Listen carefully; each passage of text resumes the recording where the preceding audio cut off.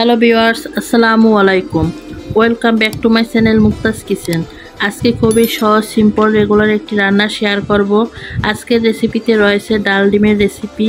এভাবে ডাল ডিম রান্না করলে মাছ মাংসের স্বাদকেও হার মানাবে। আপনারা ডাল ডিম এভাবে রান্না করে সাদা গরম ভাত রুটির সাথে পরিবেশন করতে পারেন। তবে আশা করছি আমার সব সহজ রেসিপির মতো আজকের রেসিপিও আপনাদের কাছে ভালো লাগবে। তাহলে চলুন রেসিপি শুরু করি। আজকে ডাল ডিমের রেসিপির জন্য এখানে নিয়েছি 8টি সিদ্ধ করা ডিম। ডিমগুলো আগে আমি সিদ্ধ করে খোসা সরিয়ে নিয়েছি। এখন একটি ছুরি দিয়ে এভাবে আমি ছিঁড়ে নিচ্ছি। তবে আমি এভাবে ছুরি দিয়ে ছিঁড়ে নিচ্ছি, তবে আপনারা আপনাদের পছন্দ মতো ছিঁড়ে নিতে পারেন। আমি এভাবে সবগুলো ডিম ছিঁড়ে নিব। এখন প্রথমে চুলায় একটি ফ্রাই প্যান বসিয়ে নিয়েছি। এখন এর ভিতরে দিয়ে দিচ্ছি আমি 2 টেবিল চামচ তেল। এখন এই তেলটা আমি একটু সামান্য গরম করে নিয়েছি। গরম করে নিয়ে এর ভিতরে দিয়ে দিচ্ছি সামান্য হলুদের গুঁড়া, সামান্য লবণ। এখন এই লবণ আর হলুদ দিয়ে ডিমগুলো আমি ভেজে নিব। এই লবণ আর হলুদের ভিতরে আমি ডিমগুলো দিয়ে দিয়েছি। এখন ডিমগুলো আমি সুন্দর একটা কালার করে ভেজে নিব। তো ডিমগুলো আমি সুন্দর একটা কালার করে ভেজে নিয়েছি। এখন আমি তেল থেকে তুলে নিচ্ছি। এখন একই প্যানে দিয়ে দিচ্ছি 4 টেবিল চামচ সয়াবিন তেল।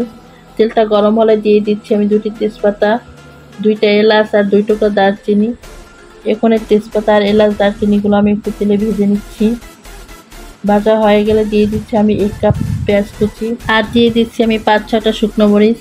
এবার আমি পেঁয়াজটা হালকা সফট করে ভেজে নিব। পেঁয়াজ কুচিটা আমি সফট করে ভেজে নিয়েছি। এখন এর ভিতরে দিয়ে দিচ্ছি 1/2 চামচ করে আদা রসুন আর জিরে বাটা। এবার এই আদা রসুন জিরাটা আমি একটু ভেজে নিব এর কাঁচা ঘ্রাণটা যাওয়া পর্যন্ত। মশলাটা আমি খুব ভালো করে ভেজে নিয়েছি। ভেজে নিয়ে এখন দিয়ে দিচ্ছি সামান্য পানি। এখন আমি গুঁড়ো মশলা অ্যাড করব, যাতে এই গুঁড়ো মশলাটা পুড়ে না যায়, সেই জন্য আমি পানি একটু দিয়ে নিয়েছি। প্রথমে এর ভিতরে দিয়ে দিচ্ছি আমি 1 চামচ মরিচের গুঁড়া। এখন দিচ্ছি আমি 1 চামচ হলুদের গুঁড়া। এবার দিয়ে দিচ্ছি আমি 1 চামচ ধনিয়ার গুঁড়া। এবার সব মশলার উপকরণগুলো খুব ভালোভাবে কষিয়ে নিতে হবে। মশলাটা কষাতে কষাতে যখন তেলটা উপরে চলে আসবে তখন বুঝে নিতে হবে যে মশলাটা আপনার খুব ভালোভাবে কষানো হয়ে গেছে। তো মশলাটা আমি খুব ভালোভাবে কষিয়ে নিয়েছি, তেলটা উপরে উঠে আসছে। এখন দিয়ে দেবো এর ভিতরে একটা টমেটো কুচি। টমেটো কুচিটা দিয়েও মশলার সাথে খুব ভালোভাবে কষিয়ে নিয়েছি। এখন এর ভিতরে দিয়ে দিচ্ছি আমি স্বাদ মতো লবণ। লবণটা দিয়ে আমি খুব ভালোভাবে নেড়ে চেড়ে নিচ্ছি মশলাটা। এখন এর ভিতরে দিয়ে দেবো আমি মুসুরি ডাল। আমি এখানে মেজারমেন্ট কাপের 1 কাপ মুসুরি ডাল নিয়েছি। ডালটা আমি আগেই ভালো করে ধুয়ে পরিষ্কার করে পানি ঝরিয়ে নিয়েছি। এখন এই ডালটা আমি মশলার ভিতরে দিয়ে দিচ্ছি। তো মশলার ভিতর দিয়ে আমি খুব ভালো করে নেড়েচেড়ে মিশিয়ে নিচ্ছি। মিশিয়ে নিয়ে এই ডালটা এখন আমি হাই হিটে মশলার সাথে খুব ভালো করে কষিয়ে নিব। তো মশলার সাথে আমি খুব ভালো করে কষিয়ে নিয়েছি ডালটা। এখন আমি এতে পানি অ্যাড করব। এখানে আমি 3 কাপ পানি অ্যাড করেছি। 1 কাপ ডালের জন্য 3 কাপ পানি অ্যাড করেছি। 1 কাপ পানিতে ডাল সিদ্ধ হবে আর 2 কাপ পরিমাণ থেকে যাবে। পানির সাথে আমি ডালটা মিশিয়ে দিয়ে দিচ্ছি 3-4টা কাঁচামরিচ কেটে।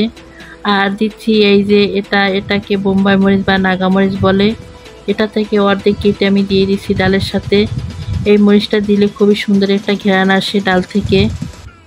এবার সব কিছু আমি মিশিয়ে দিয়ে ঢাকনা দিয়ে ঢেকে আঁচটা হাই হিটে রেখে ডালটা ফুটিয়ে ওঠা পর্যন্ত অপেক্ষা করব। ডালটা খুবই সুন্দরভাবে ফুটে উঠেছে। আমি একবার ঢাকনাটা তুলে ডালটা নেড়ে চেড়ে দিচ্ছি। নেড়ে চেড়ে দিয়ে আমি আবারও ঢাকনা দিয়ে ঢেকে মিডিয়াম আঁচে ডালটা সিদ্ধ করে নিব। আমি প্রায় 15-20 মিনিট পর ঢাকনাটা তুলে নিয়েছি আর এরই মাঝে ডালটা খুব সুন্দরভাবে সিদ্ধ হয়ে গিয়েছে। ডালটা আমি একটু নাড়াচাড়া করে দিচ্ছি, দিয়ে ভেজে রাখা ডিমগুলো দিয়ে দিব। ডিমগুলো দিয়ে আমি ডালটা আবারও 6 থেকে 7 মিনিট রান্না করে নিব। তবে এই পর্যায়ে আমি ঢাকনা দিয়ে ঢাকবো না, এভাবে আমি রান্না করে নেব। এই তো আমি 5 মিনিট ডালটা রান্না করে নিয়েছি। তো ডালটা ডিমটা খুব সুন্দরভাবে হয়ে গেছে। এবার এটা আমি চুলা থেকে নামিয়ে নেব। তো চুলা থেকে নামিয়ে নেওয়ার আগে এখানে আমি কিছু ধনিয়া পাতা কুচি দিয়ে দিচ্ছি। ধনিয়া পাতাটা দিয়ে আমি মিশিয়ে নিয়েছি। এবার এটা আমি তুলে নেব চুলা থেকে। ডালটা আমি এর থেকে বেশি ঘন করবো না, এটা ঠান্ডা হলে আরও ঘন হয়ে যাবে। এই তো হয়ে গেল ডাল ডিম রান্না। খুবই সহজ একটি রেসিপি শেয়ার করলাম আজকে আমি আপনাদের সাথে। এখন এটা আমি পরিবেশন করে নেব। আপনারা চাইলে এই ডালটা ভাত, রুটি আর পরোটার সাথে খেতে পারেন। এটা খুবই সহজ একটি রেসিপি, কিন্তু খেতে লাগে খুবই দুর্দান্ত। তো বন্ধুরা, আশা করছি আমার আজকের এই সহজ সুন্দর ও ডাল ডিম রান্নাটা আপনাদের কাছে ভালো লেগেছে। তো আমার আজকের এই রেসিপিটি কোনো অংশে যদি আপনাদের কাছে এতটুকু ভালো লেগে থাকে তাহলে অবশ্যই লাইক কমেন্ট শেয়ার করে দিবেন। আর আমার চ্যানেলটি যদি সাবস্ক্রাইব করা না থাকে তাহলে অবশ্যই সাবস্ক্রাইব করে আমার পাশে থেকে যাবেন। পাশে থাকা বেল আইকনটি অন করে দিবেন, যাতে আমি এরকমের নিত্য নতুন সহজ ও সুন্দর রেসিপি আপলোড দেওয়ার সাথে সাথে ভিডিও দেখার জন্য আপনাদের কাছে নোটিফিকেশন চলে যায়। তো আজকে এ পর্যন্তই। সবাই ভালো থাকবেন, সুস্থ থাকবেন, সবাই সবার জন্য দোয়া করবেন। আল্লাহ হাফেজ।